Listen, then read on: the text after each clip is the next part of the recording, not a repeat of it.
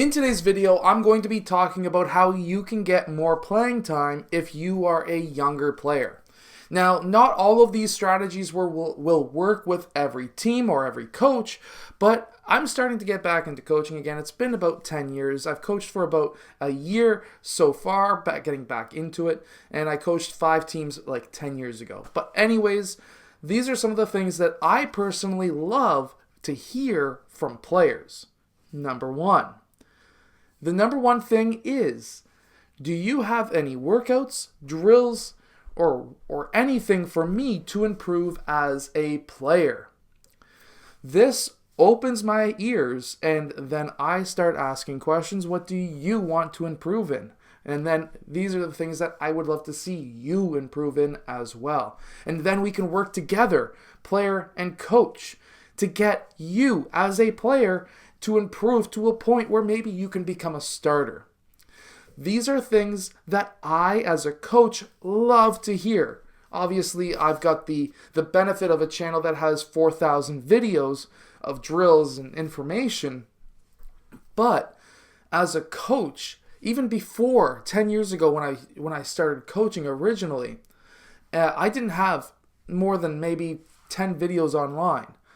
And I still love to hear that from players, because then I can say, hey, you know what? This guy over here, this YouTube channel over here, he's got this video, that video. Do those workouts, and you should be able to improve this skill, and that part of your body. Maybe they want to improve their shoulders because they're playing in the low post and they're getting a lot of guys hanging off their arms. They need to work on their shoulders, their lower back, their upper back. They need to get stronger. And I just love it when players come up to me and say, hey, how can I improve? And then I can work on a program with them. But number 2, if you're looking to get more playing time, now this one may be a bit controversial with some coaches. There are some coaches who do not like input from their players. While coaches like me, I'm open. I'll take information from or what parents are seeing on the court. I am fully open. If a parent wants to text me, I get an Apple Watch. If they say, hey, the other team's doing this and you're not covering it, I'm going to 100% say, oh, well, let's see if they're doing what that parent's saying. Yes, they are. I didn't see it. Let's start covering whatever that is that team is doing. I take input from parents, players, and one of the things that really, really helped out a player on my team this year so far is he's been sending me messages all the time. Here's some highlights of the teams that we're playing coming up next.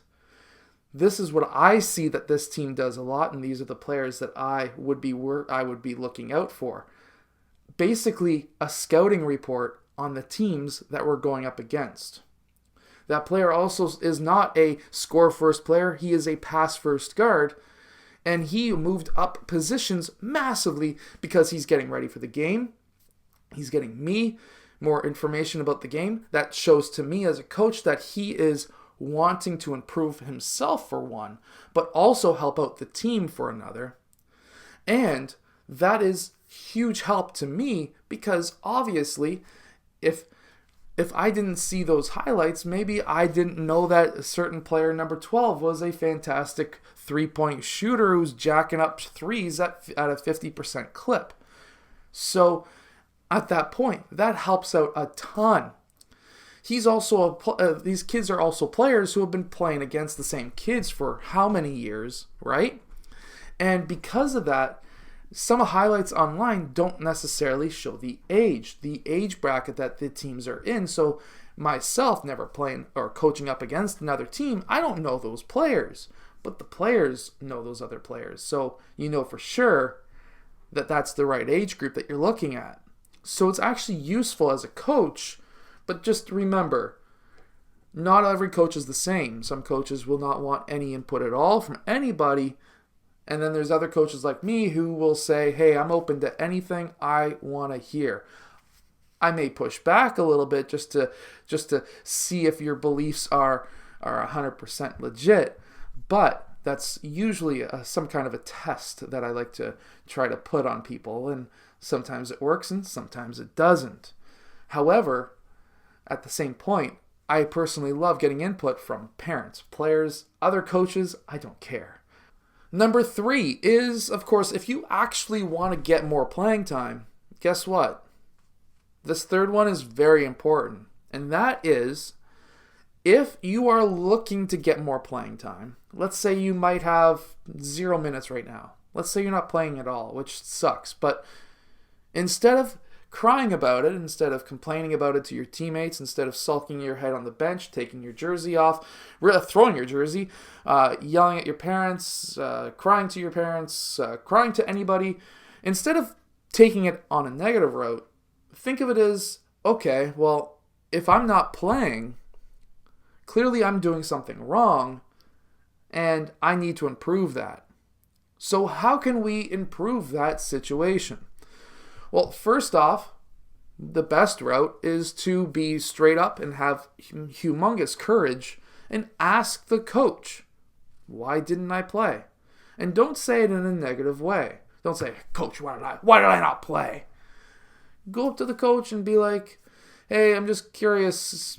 I'm not getting that much playing time. I'm just curious if there's anything that I could do on the side or outside of practice or even in practice that could help improve my situation on the team where I could get more playing time. And that coach hopefully will be able to respond with, yeah, you know what? Hey, like, you're not running maybe all that hard in practice. Maybe you're not listening in practice. And you need to fix that. And of course, then you can apologize and say, I didn't notice. I'll do my best to improve that situation, and I will listen to you and stop talking in practice. And then there's other situations where maybe you're on the team because you're good. You wouldn't have made the team if you weren't good.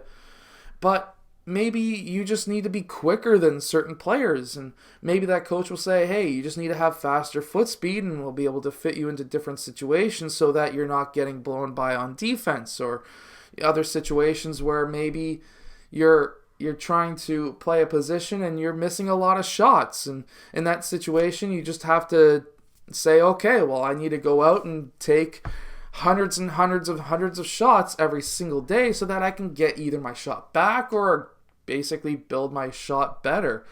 And at that point, if you can say to your coach, hey, like, send them even a video, hey, I took 100 shots today, I was 40 for 100. Or I took 100 shots today, I'm 25 for 100. Next week, I'm hoping to get better than 30. And you can say that to him every single day. Hey, this is what I did today. And it shows him that you're trying to improve. I'm going to tell you right now, most coaches, if they're like me, if a player comes up to that coach and says, hey, how can I improve? That coach gives them a plan, and that plan gets thrown in the trash, that player is going to continue to get no playing time. However, if that player takes that plan and sends a message to that coach saying, hey, I just finished the first workout, it went great. I just finished the second workout, it went fantastic. I'm actually going to build on this program and do this extra exercise that I just thought of or just seen online, and I really wanted to improve. Guess what? Even if you may not be improving right away, believe me, it takes some time.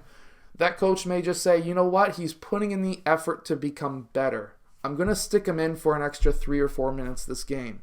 Because if he's showing me that he's looking to get better off the court, then guess what?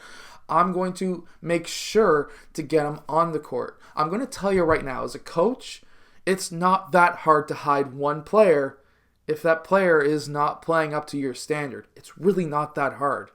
You can get all your 12 players in. I can do it. You can too. And I coach at an elite AAU level.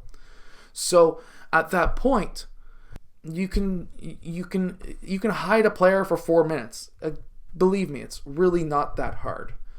And at that point, you can get that player game experience, make him happy for one, keep him motivated to keep on improving. But you can get him game experience, because what happens if you have a day where you've got 3 players who are off sick, or you have 3 players who are off injured, you have 3 players who have like a school game, and now you're down to 9 players for your team. Are you going to stick to an 8-person bench? That's 3 subs. Your guys are going to be tired, and if you're in a tournament with 2 or 3 games in a single day, you're going to be on the second or third game, and the guy's going to be worn out. So at that point, you'd be then looking deeper into your bench. And if he hasn't got game experience, he's going to be sitting at the clock-in table, nervous as all hell, trying to say, what happens if I mess up? Am I going to come back off? You let them work through their mistakes. I don't care if a player makes a mistake on the court unless it's within the last 3 minutes of the game. At that point, I pull them. And at that point, that's okay, because then I'll just tell the player when they're on the bench, hey, like, this is what you should have done. Now get back in, because I need your skill out there. There's a reason why you were out there in the last 3 minutes. So at that point, you can still allow them to be in the game.